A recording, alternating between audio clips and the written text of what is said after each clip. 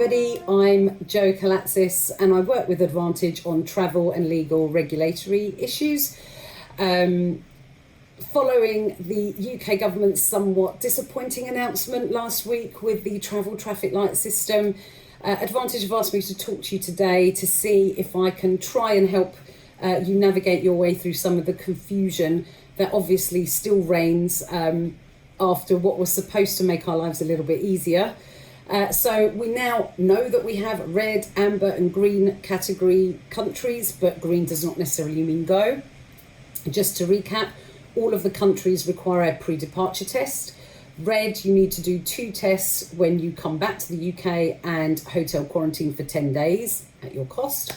Amber countries, 2 PCR tests when you come back and 10 days isolation at home, although you can pay for a further test on day 5 under test release and cut that period in half. And green requires no quarantine on return, but you still need to provide a test on return. And unless you test positive for COVID, there's no isolation required. And passenger locator forms also have to be provided.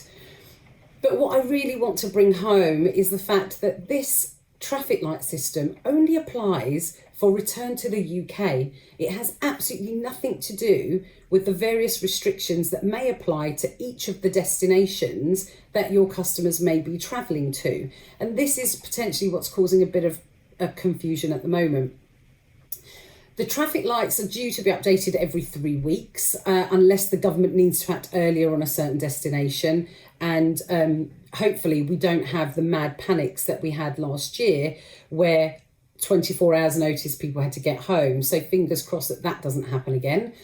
But also bear in mind that if customers have travel booked well into the future, decisions about whether or not they can or should travel don't have to be made now. And certainly suppliers won't be looking at cancellation or amendments right now for travel that isn't imminent. So if people have got trips booked in September and October, I would strongly advise that you tell them to hang tight for now, unless of course the suppliers are permitting free changes right now that may alleviate that customer's specific concerns rather than have an argument about potential refunds later down the line. But it's perfectly reasonable to get them to wait if the travel is not imminent. And the review periods at the moment are running at about, between 2 and 3 weeks, depending on when the traffic lights are going to be reviewed. So right now, let's take a deeper dive into those country categories. For green, it's a very small list.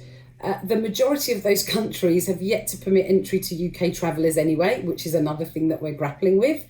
Green does not mean go for that reason. So if travellers are unable to enter a specific destination, 9 times out of 10, it will trigger a right to refund, certainly under the package travel regulations and other consumer rights obligations, depending on what they've booked, the reason for going, what the T's and C's were at the time it was booked.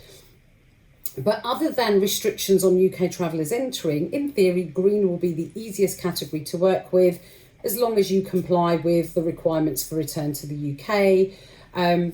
So we'll park that one for now. For red countries, we are still waiting to hear whether or not the FCDO advisories against non-essential travel will be aligned to the red list. And this is what's causing a lot of confusion. We are expecting some news on that imminently, so I won't speculate right now, simply because I don't think that helps anybody.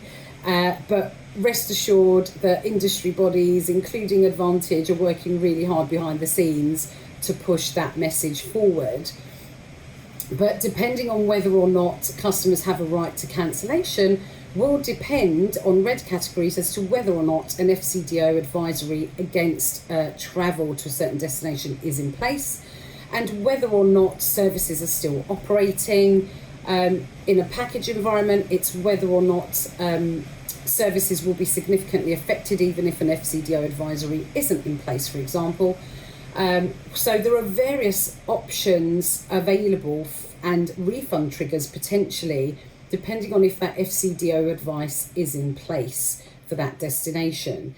There are differing views on this, and some suppliers don't necessarily buy into the fact that FCDO advice is a trigger under the package travel regulations, but I won't get into that one now. However, I think the main point here is ideally what you want is to offer customers options. It is understandable that some of them will not want to travel and face hotel quarantine. Some of them will not have a choice. They may be visiting a sick relative. They may have to travel on business. Not everything is about holidays and leisure, as we know.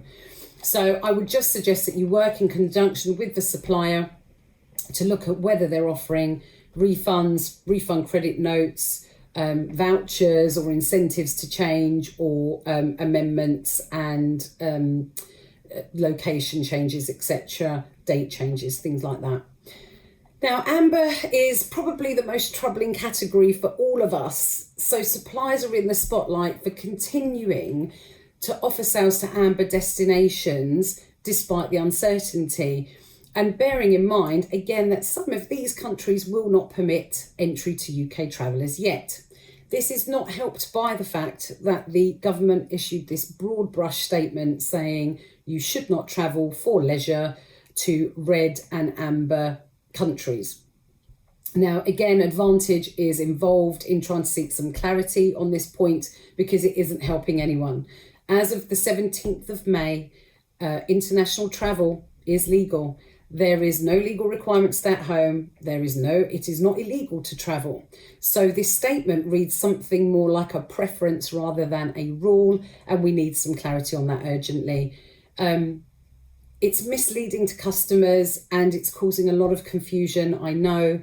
So right now, I think the point here is that travel is permitted as of the 17th of May. Hopefully the government will review that statement in advance of that to avoid any further confusion.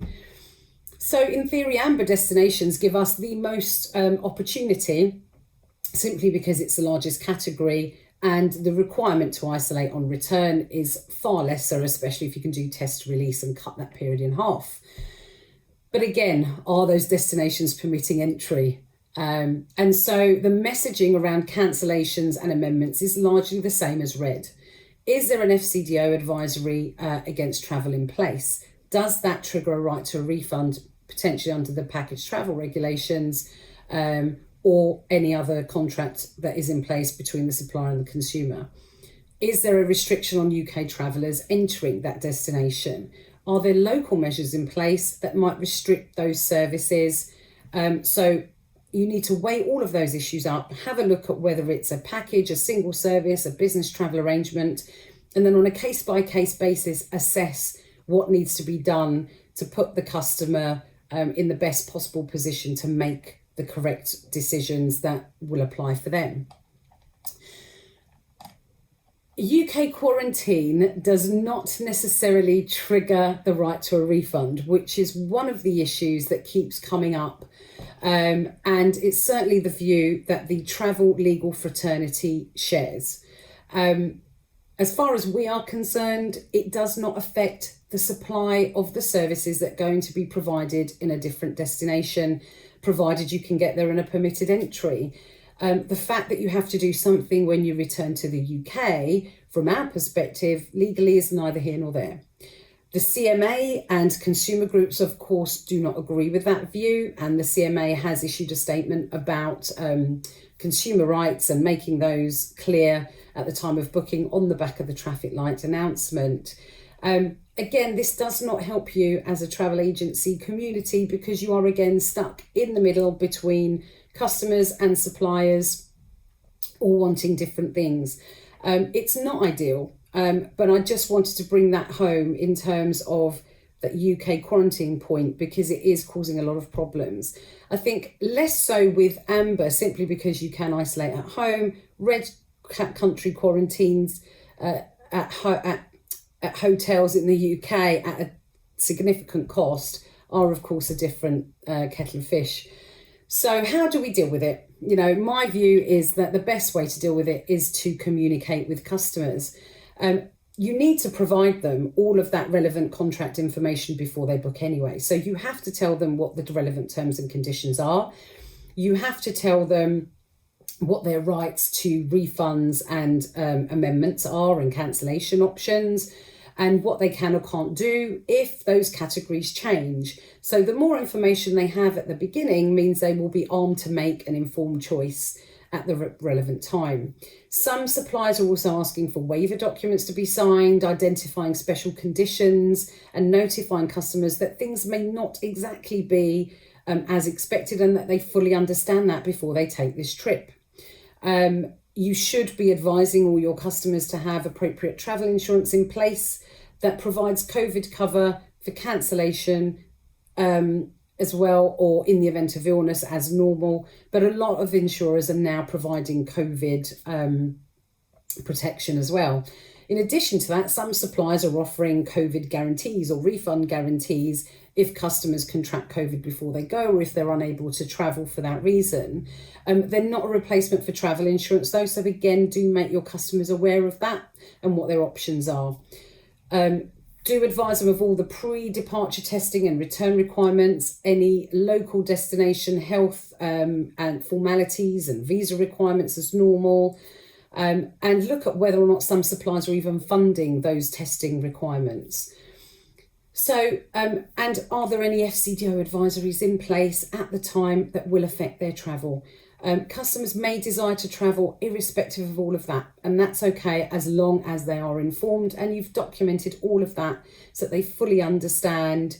You have given them everything that you need to give, and you've protected yourselves in doing so also. Keep a record of all of that notification. So customers will have questions about whether or not they can or should travel. So transparency is definitely the best policy. Advise all of those pros and cons and give them the knowledge and the power to make those decisions. You can't always guarantee a positive outcome for customers, unfortunately, but that communication piece will be critical. As agents, you have the benefit of not necessarily absorbing liability unless you've acted negligently. So it's really important to give that information to customers and avoid any allegations of wrongdoing. So finally, I just want to leave you with my traffic light top 5.